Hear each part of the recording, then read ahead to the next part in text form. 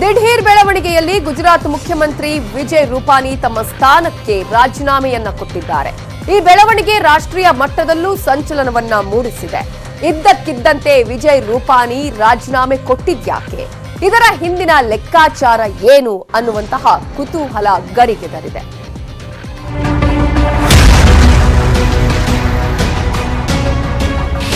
ಉತ್ತರಾಖಂಡ್, ಕರ್ನಾಟಕ ಆಯಿತು, ಈಗ ಗುಜರಾತ್ ಸಿಎಂ ಸ್ಥಾನಕ್ಕೆ ರೂಪಾನಿ ದಿಢೀರ್ ರಾಜೀನಾಮೆ. ಮತ್ತೊಂದು ಅಚ್ಚರಿ ನೀಡಿದ ಬಿಜೆಪಿ ಹೈಕಮಾಂಡ್. ಗುಜರಾತ್ ವಿಧಾನಸಭಾ ಚುನಾವಣೆಗೆ ಇನ್ನು 14 ತಿಂಗಳು ಕಾಲಾವಕಾಶ ಇದೆ. ಈ ಹಂತದಲ್ಲಿ ಬಿಜೆಪಿ ಹೈಕಮಾಂಡ್ ನಾಯಕರು ಗುಜರಾತಿನಲ್ಲಿ ಮುಖ್ಯಮಂತ್ರಿ ಬದಲಿಸಿ ಅಚ್ಚರಿ ಮೂಡಿಸಿದ್ದಾರೆ.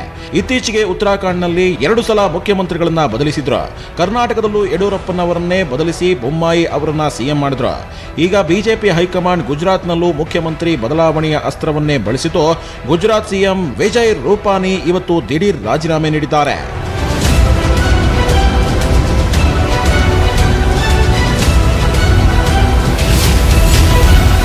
ಗುಜರಾತ್ ಸಿಎಂ ದಿಢೀರ್ ರಾಜೀನಾಮೆಗೆ ಕಾರಣ ಏನು? ಗುಜರಾತ್ ಸಿಎಂ ವಿಜಯ್ ರೂಪಾನಿ ರಾಜೀನಾಮೆ ಕೊಟ್ಟಿದ್ದಕ್ಕೆ ಕಾರಣ ಬಿಜೆಪಿ ಹೈಕಮಾಂಡ್ ನಾಯಕರ ಸೂಚನೆ ನಿಜ. ಆದರೆ ರಾಜೀನಾಮೆ ಕೊಡಿಸೋದರ ಹಿಂದೆ ಪ್ರಧಾನಿ ಮೋದಿ, ಗೃಹ ಸಚಿವ ಅಮಿತ್ ಶಾ ಅವರ ದೊಡ್ಡ ಪ್ಲಾನ್ ಇದೆ. ಗುಜರಾತ್ ಪ್ರಧಾನಿ ಮೋದಿ, ಅಮಿತ್ ಶಾರ ತವರು ರಾಜ್ಯ. ಇಬ್ಬರು ಅಗ್ರನಾಯಕರ ತವರಲ್ಲೇ ಅಭಿವೃದ್ಧಿಗೆ ವೇಗ ಇರಲಿಲ್ಲ. ರೂಪಾನಿ ಬಗ್ಗೆ ಒಳ್ಳೆಯ ಅಭಿಪ್ರಾಯ ಇದ್ರೂ ಆಡಳಿತ ವೇಗ ಇರಲಿಲ್ಲ. ಕೊರೋನಾ ನೆರೆ ಪರಿಹಾರದ ವಿತರಣೆಯಲ್ಲೂ ವೇಗ ಇರಲಿಲ್ಲ. ಕೆಲವು ಸಚಿವರುಗಳು ಇಲಾಖೆ ಕೆಲಸದಲ್ಲಿ ಫೇಲ್ ಆಗಿದ್ರು. ಈ ಲಾಭ ಪಡೆಯಲು ಕಾಂಗ್ರೆಸ್ ಪ್ಲಾನ್ ಮಾಡಿತ್ತು. ಮುಂದಿನ 14 ತಿಂಗಳಲ್ಲಿ ಗುಜರಾತ್ ಎಲೆಕ್ಷನ್ ಬೇರೆ ಆಗ್ತಿದೆ. ಹೀಗಾಗಿ ವಿರೋಧಿಗಳಿಗೆ ಅವಕಾಶ ಕೊಡದಂತೆ ಸಿಎಂ ಬದಲಾವಣೆ. ಪ್ರಭಾವಿ ನಾಯಕನಿಗೆ ಪಟ್ಟ ಕಟ್ಟಿದ್ರೆ ಗೆಲುವು ಸುಲಭ ಎಂಬ ಲೆಕ್ಕ. ಹೀಗಾಗಿನೇ ಅಮಿತ್ ಶಾ ಮತ್ತು ಜೆಪಿ ನಡ್ಡಾ ಅವರ ಸೂಚನೆ ಮೇರೆಗೆ ವಿಜಯ್ ರೂಪಾನಿ ರಾಜೀನಾಮೆ ಕೊಟ್ಟರು. ರಾಜೀನಾಮೆ ನಿರ್ಧಾರ ಪಕ್ಷದ್ದು ಅಂತ ಬಹಿರಂಗವಾಗಿ ಹೇಳಿದ್ರು ರೂಪಾನಿ. भारतीय जनता पार्टी के प्रति अपना आभार व्यक्त करता हूं कि मेरे जैसे एक पार्टी के कार्यकर्ता को गुजरात के मुख्यमंत्री पद की महत्वपूर्ण जिम्मेदारी दी कि जो दायित्व पार्टी द्वारा दिया जाता है पूरे मनोयोग से पार्टी कार्यकर्ता उसका निर्वहन करते हैं और मुख्यमंत्री के रूप में मुझे जो दायित्व का निर्वहन करने के बाद अब मैंने मुख्यमंत्री पद से त्याग पत्र देकर पार्टी के संगठन में नई ऊर्जा के साथ काम करने की इच्छा भी जताई है. ಮುಂದಿನ ಮುಖ್ಯಮಂತ್ರಿ ಯಾರು? ನಿತಿನ್ ಪಟೇಲ್ಗೆ ಒಲಿಯುತ್ತಾ ಅದೃಷ್ಟ? ವಿಜಯ್ ರೂಪಾನಿ ರಾಜೀನಾಮೆಯಿಂದ ತೆರವಾಗಿರುವ ಮುಖ್ಯಮಂತ್ರಿ ಸ್ಥಾನ ಯಾರ ಪಾಲಾಗುತ್ತದೆ ಎಂಬುದು ಸದ್ಯದ ಕುತೂಹಲ. ಬಿಜೆಪಿ ಮೂಲಗಳ ಪ್ರಕಾರ ಕೆಲವು ಪ್ರಭಾವಿ ನಾಯಕರ ಹೆಸರು ಚಾಲ್ತಿಯಲ್ಲಿದೆ. ಸಿಎಂ ರೇಸ್ನಲ್ಲಿ ಯಾರ್ಯಾರು? ನಿತಿನ್ ಭಾಯ್ ಪಟೇಲ್ ಉಪಮುಖ್ಯಮಂತ್ರಿ, ಪಟೇಲ್ ಸಮುದಾಯದ ಪ್ರಭಾವಿ ನಾಯಕ. ಮನ್ಸುಖ್ ಮಂಡಾವಿಯಾ ಆರೋಗ್ಯ ಸಚಿವ, ಪಟೇಲ್ ಸಮುದಾಯದ ಪ್ರಭಾವಿ ನಾಯಕ. ಪುರುಷೋತ್ತಮ್ ರೂಪಾಲ ಕೇಂದ್ರ ಸಚಿವ, ಪಟೇದಾರ್ ನಾಯಕ, ಮೋದಿ ಅಮಿತ್ ಶಾ ಆಪ್ತರು. ಸಿಆರ್ ಪಾಟೀಲ್ ನವಸಾರಿ ಸಂಸದ, ಬಿಜೆಪಿ ಅಧ್ಯಕ್ಷರಾಗಿ ಸೇವೆ, ಮೋದಿ ನಂಬಿಕಸ್ಥರು, ಪ್ರಧಾನಿ ಮೋದಿ ನಂಬಿಕಸ್ಥ ವ್ಯಕ್ತಿ. ಆರ್ಸಿ ಫಲ್ದು ಕೃಷಿ ಗ್ರಾಮೀಣಾಭಿವೃದ್ಧಿ ಸಚಿವ, ಬಿಜೆಪಿ ನಿಷ್ಠಾವಂತ, ಮೋದಿ ನಂಬಿಕಸ್ಥ ವ್ಯಕ್ತಿ. ಎಷ್ಟು ಜನರ ಹೆಸರು ಈಗ ಚಾಲ್ತಿಯಲ್ಲಿದೆ. ಆದರೆ ಇವರನ್ನ ಬಿಟ್ಟು ಅಚ್ಚರಿ ನಾಯಕನಿಗೆ ಸಿಎಂ ಪಟ್ಟ ಕಟ್ಟಿದ್ರೂ ಅಚ್ಚರಿ ಇಲ್ಲ. ಯಾರನ್ನ ಸಿಎಂ ಮಾಡಿದ್ರೆ ಎಲೆಕ್ಷನ್ಗೆ ಲಾಭ ಎಂಬ ಲೆಕ್ಕಾಚಾರ ನಡೀತಿದೆ. ಅಮಿತ್ ಶಾ ಮುಂದಾಳತ್ವದಲ್ಲೇ ನೂತನ ಸಿಎಂ ಆಯ್ಕೆ. ಕೇಂದ್ರ ಗೃಹ ಸಚಿವ ಅಮಿತ್ ಶಾ ಅವರೇ ಗುಜರಾತ್ನ ಅಹಮದಾಬಾದ್ಗೆ ಬಂದಿದ್ದು ಇವತ್ತು ನಾಳೆ ಸಭೆ ನಡೆಸಿ ಸಿಎಂ ಆಯ್ಕೆ ಮಾಡಲಿದ್ದಾರೆ. ಅಮಿತ್ ಶಾ ಬರೋ ಮೊದಲೇ ಬಿಜೆಪಿ ರಾಷ್ಟ್ರೀಯ ಪ್ರಧಾನ ಕಾರ್ಯದರ್ಶಿ ಬಿಎಲ್ ಸಂತೋಷ್, ಮನ್ಸುಖ್ ಮಂಡಾವಿಯಾ, ಕರ್ನಾಟಕದ ಮಾಜಿ ರಾಜ್ಯಪಾಲ ವಿಆರ್ ವಾಲಾ ಸೇರಿ ಹಲವರು ಬಿಜೆಪಿ ಶಾಸಕರು, ಸಚಿವರ ಜೊತೆ ಸಭೆ ಮಾಡಿದ್ರು. ಎಲ್ಲ ಅಂದುಕೊಂಡಂತೆ ಆದರೆ ಮಂಗಳವಾರ ಶಾಸಕಾಂಗ ಸಭೆಯಲ್ಲಿ ಸಿಎಂ ಹೆಸರು ಘೋಷಣೆ ಆಗಲಿದ್ದು ಸೆಪ್ಟೆಂಬರ್ 17ರಂದು ನೂತನ ಸಿಎಂ ಪ್ರಮಾಣ ವಚನ ಸ್ವೀಕರಿಸಬಹುದು. Dharanish Bookanakere, bureau report, news 18 Kannada. Kalaburagi mayor ಪಟ್ಟ ಹೆಚ್ಚು ಕಮ್ಮಿ ಜೆಡಿಎಸ್ಗೆ ಸಿಗೋ ಸಾಧ್ಯತೆ ದಟ್ಟವಾಗಿದೆ. 4 ಸೀಟ್ ಇಟ್ಕೊಂಡೇ 2 ರಾಷ್ಟ್ರೀಯ ಪಕ್ಷಗಳನ್ನ ಜೆಡಿಎಸ್ ಇಕ್ಕಟ್ಟಿಗೆ ಸಿಲುಕಿಸಿದೆ. ಎಚ್ಡಿಕೆ ಮನೆಗೆ ಬಂದು ಮೇಯರ್ ಸ್ಥಾನ ಬಿಟ್ಕೊಡಿ ಅಂತ ಲಾಬಿ ಮಾಡ್ತಿದ್ದಾರೆ. ಸೋಮವಾರ ಎಲ್ಲದಕ್ಕೂ ಕ್ಲೈಮ್ಯಾಕ್ಸ್.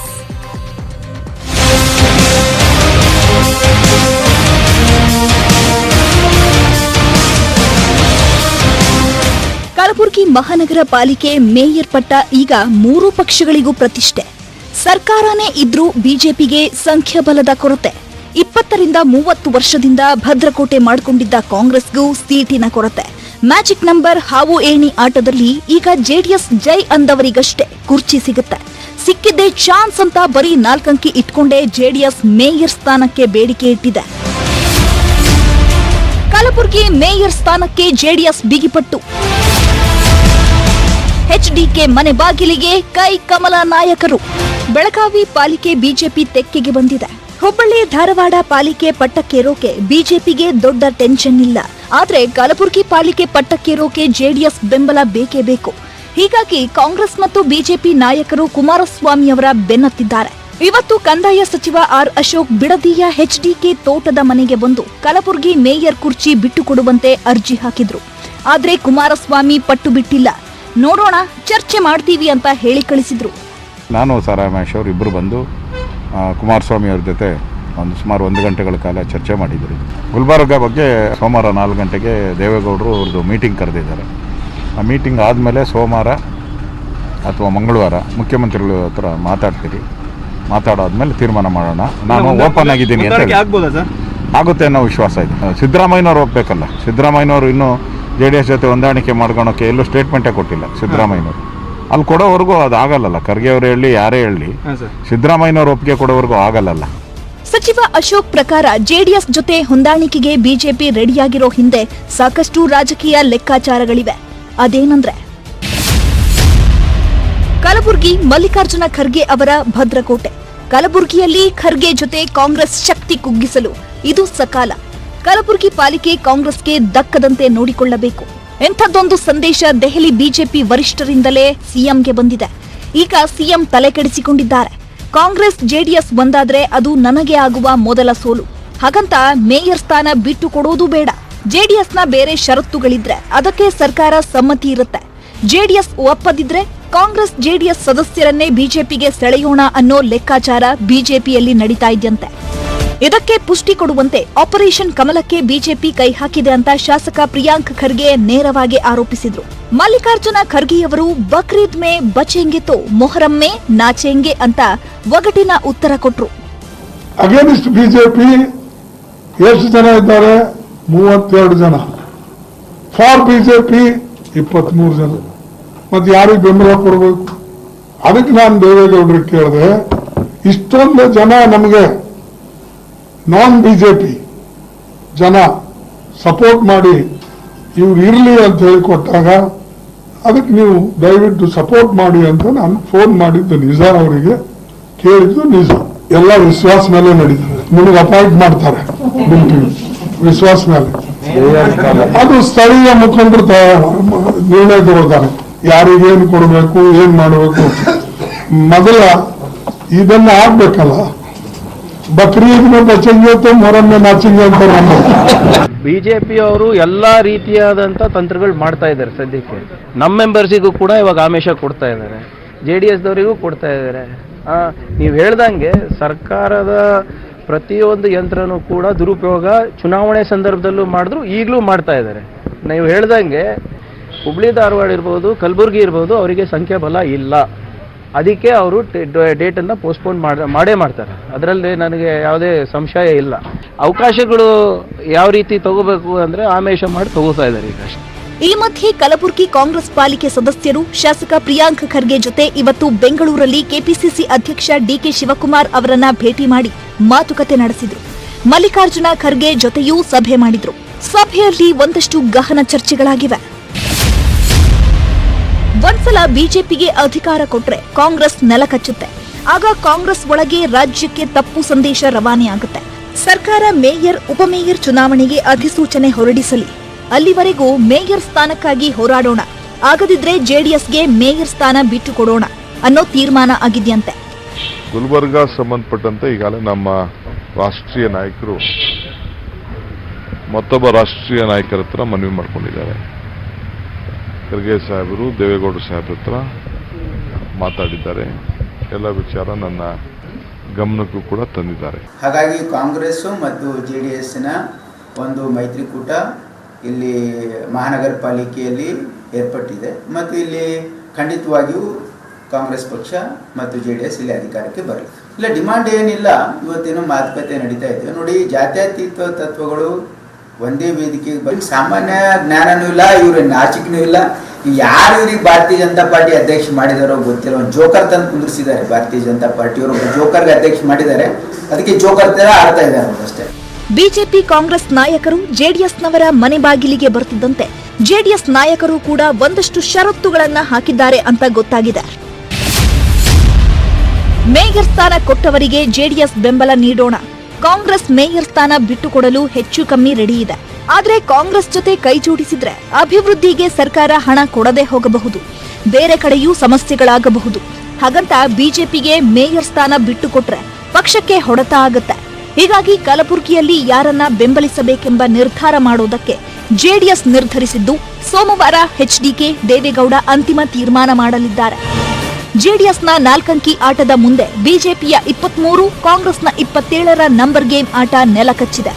ಆದರೂ ಕಲಬುರಗಿಯಲ್ಲಿ ಕಾಂಗ್ರೆಸ್ ಜೊತೆ ಜೆಡಿಎಸ್ ಕೈ ಜೋಡಿಸೋ ಸಾಧ್ಯತೆ ಹೆಚ್ಚಾಗಿದೆ. ಸೋಮವಾರ ಜೆಡಿಎಸ್ ನಾಯಕರ ಸಭೆ ನಡೆದ ಮೇಲೆ ಎಲ್ಲವೂ ಫೈನಲ್ ಆಗುತ್ತೆ.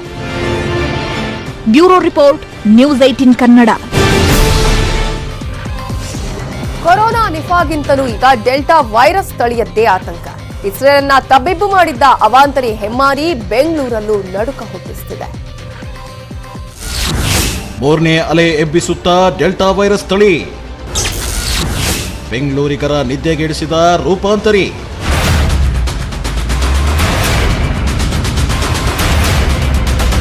ಕಳೆದ 2-3 ತಿಂಗಳಿನಿಂದ ಕೊರೋನಾ ಸದ್ದಡಗಿತ್ತು. ಅಲ್ಲೊಂದಿಷ್ಟು ಇಲ್ಲೊಂದಿಷ್ಟು ಕೇಸ್ ಬರ್ತಿರೋದು ಬಿಟ್ರೆ ಎಲ್ಲೂ ಸೋಂಕಿನ ಸುನಾಮಿ ಎದಿರಲಿಲ್ಲ. ಆದ್ರೀಗ ಹೋದ್ಯ ಪಿಶಾಚಿ ಅಂದ್ರೆ ಬಂದೆ ಗವಾಕ್ಷಿ ಅನ್ನೋ ಹಾಗೆ ಡೆಲ್ಟಾ ವೈರಸ್ ತಳಿ ಲಗ್ಗೆ ಇಟ್ಟಿದೆ. ಒಂದಲ್ಲ ಎರಡಲ್ಲ 3 ರೂಪಾಂತರಿ ತಳಿಗಳು ಬೆಂಗಳೂರಿಗರನ್ನ ಬೆಚ್ಚಿ ಬೀಳಿಸಿದೆ.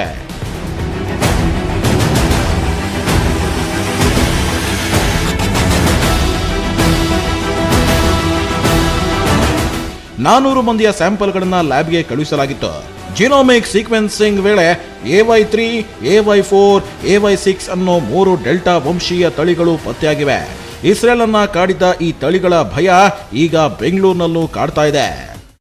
ಈಗ ರೂಪಾಂತರಗೊಂಡಂತ ವೈರಸ್ಸಿನ ಗುಣ ಏನಂದ್ರೆ ಇಮಿಡಿಯೇಟ್ಲಿ ನೆಕ್ಸ್ಟ್ ಡೇನೆ ಅದು ಲಂಗ್ಸ್ ಹೋಗುತ್ತೆ, ರೋಗ ಲಕ್ಷಣಗಳು ಬಹಳ ಬೇಗ ಕಾಣಿಸುತ್ತೆ. ಆಮೇಲೆ ಅದರ ಕಾಂಪ್ಲಿಕೇಶನ್ಸ್, ಉಸಿರಾಟದ ತೊಂದರೆ ಆಗಲಿ, ಮೆನಿಂಜೈಟಿಸ್ ಆಗಲಿ, ಬ್ರೈನ್ಗೆ ಹೋಗೋದಾಗಲಿ, ಇದೆಲ್ಲ ಬಹಳ ಬೇಗ ಆಗೋದ್ರಿಂದ ಜನಗಳಿಗೆ ಭಯ ಬರುತ್ತೆ. ವ್ಯಾಕ್ಸಿನ್ ಹಾಕಿಸಿದರೂ ಕಾಡುತ್ತೆ ಹುಷಾರ್, ಬರೋ ಮುನ್ನವೇ ಇರಲಿ ಎಚ್ಚರ ಎಚ್ಚರ. ಬದಲಾಗುತ್ತಿರುವ ವೈರಸ್ ಬಗ್ಗೆ ತಜ್ಞರಲ್ಲೂ ಆತಂಕ ಸೃಷ್ಟಿಯಾಗಿದೆ.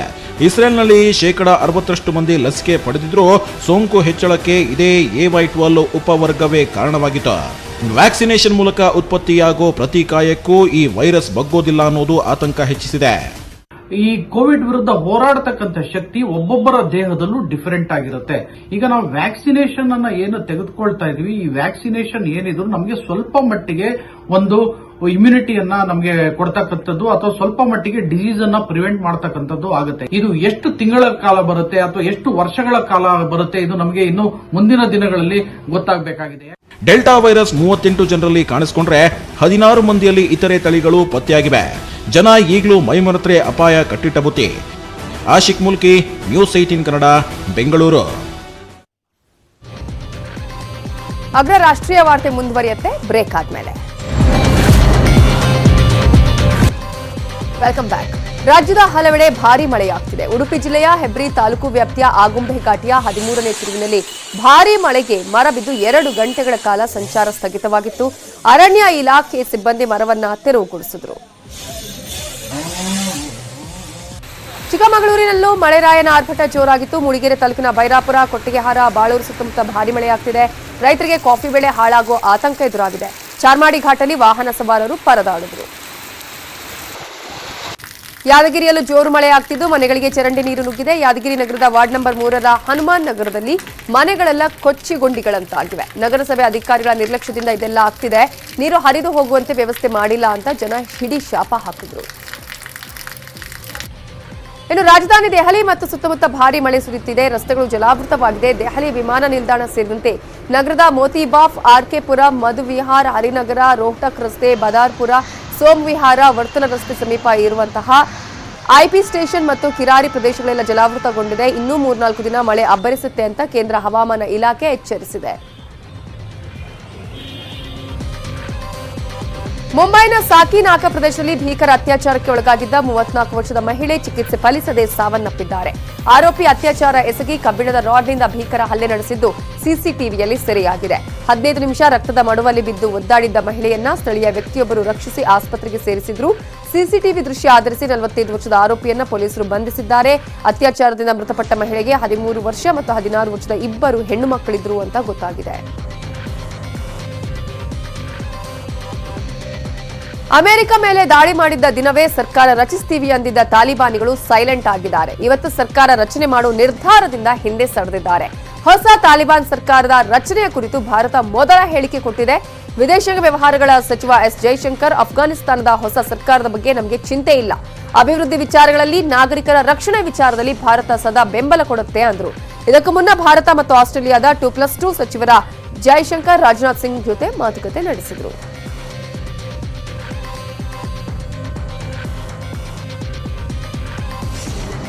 ತೆಲುಗು ಖ್ಯಾತ ನಟ ಸಾಯಿ ಧರಮ್ ತೇಜ ಬೈಕ್ನಿಂದ ಸ್ಕಿಡ್ ಆಗಿ ಬಿದ್ದು ಆಸ್ಪತ್ರೆ ಸೇರಿದ್ದಾರೆ. ಹೈದರಾಬಾದ್ನ ದುರ್ಗಂ ಬ್ರಿಡ್ಜ್ ಬಳಿ ಬೈಕ್ ಸ್ಕಿಡ್ ಆಗಿ ಬೀಳೋದು ಸಿಸಿಟಿವಿಯಲ್ಲಿ ಸೆರೆಯಾಗಿದೆ. ಅಪಘಾತದಿಂದ ಪ್ರಜ್ಞಾಹೀನರಾಗಿರೋ ಸಾಯಿ ತೇಜಗೆ ವೆಂಟಿಲೇಟರ್ ಅಲ್ಲಿ ಚಿಕಿತ್ಸೆ ನೀಡಲಾಗುತ್ತಿದ್ದು, ಖ್ಯಾತ ನಟ ಚಿರಂಜೀವಿ ಅಕ್ಕನ ಮಗನಾಗಿರೋ ಸಾಯಿ ಧರ್ಮ ತೇಜ್ ಇತ್ತೀಚೆಗಷ್ಟೇ ದುಬಾರಿ ಬೆಲೆಯ ವಿದೇಶಿ ಬೈಕ್ ಖರೀದಿಸಿದ್ರು. ಆಸ್ಪತ್ರೆಗೆ ನಟ ಚಿರಂಜೀವಿ, ಪವನ್ ಕಲ್ಯಾಣ್ ಸೇರಿದಂತೆ ತೆಲುಗು ನಟ ನಟಿಯರು ಬಂದು ಆರೋಗ್ಯ ವಿಚಾರಿಸಿದ್ದಾರೆ.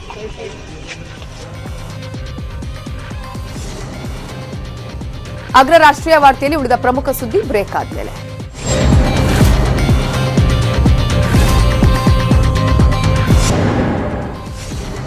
Welcome back. ಪ್ರಮುಖ ಸುದ್ದಿಗಳನ್ನು ಕ್ವಿಕ್ ಆಗಿ ನೋಡೋಣ. ಎಕ್ಸ್‌ಪ್ರೆಸ್ 18ನಲ್ಲಿ ಸೆಪ್ಟೆಂಬರ್ 20ರಿಂದ 1ರಿಂದ 5ನೇ ತರಗತಿ ಶಾಲೆ ಆರಂಭದ ನಿರೀಕ್ಷೆ. ಮುಂದಿನ ವಾರ ತಜ್ಞರ ಸಭೆ ನಡೆಸಿ ಸರ್ಕಾರ ಅಂತಿಮ ತೀರ್ಮಾನ. ಭೌತಿಕ ಕ್ಲಾಸ್ ನಡೆಸಲು ಪೋಷಕರ ಒಪ್ಪಿಗೆ ಕಡ್ಡಾಯ. ಕೋವಿಡ್ ನಿಯಮ ಉಲ್ಲಂಘಿಸಿದ ಶಾಸಕ ರೇಣುಕಾಚಾರ್ಯ. ಜೀನಹಳ್ಳಿಯಲ್ಲಿ 100 ಜನ ಸೇರಿ ಹೋರಿ ಬರ್ತ್ಡೇ ಆಚರಣೆ. ಕಾರ್ಯಕ್ರಮದಲ್ಲಿ ಸಾಮಾಜಿಕ ಅಂತರ, ಮಾಸ್ಕ್ ಮಾಯ. ಕೃಷಿ ಸಚಿವ ಬಿಸಿ ಪಾಟೀಲ್ರಿಂದಲೇ ಕೊರೋನಾ ರೂಲ್ಸ್ ಬ್ರೇಕ್. ಚಿತ್ರದುರ್ಗ ಜಿಲ್ಲೆಯ ಆಯಮಂಗಲ ಗ್ರಾಮದಲ್ಲಿ ರೈತರ ಜೊತೆ 1 ದಿನ ಅನ್ನೋ ಕಾರ್ಯಕ್ರಮ. ಬಿಜೆಪಿ ನಾಯಕರಿಗೆ ಅದ್ದೂರಿ ಸ್ವಾಗತ. ಸಾಮಾಜಿಕ ಅಂತರವೇ ಮಾಯ.